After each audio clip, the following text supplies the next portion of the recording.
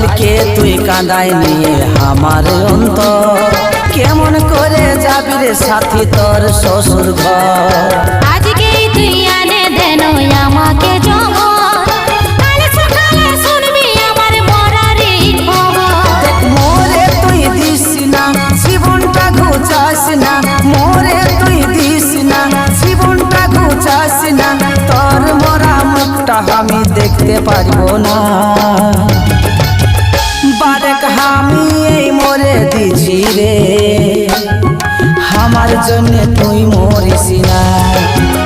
বারেক আমি এই মরে দিছি রে, আমার জন্য তুই মরিস না।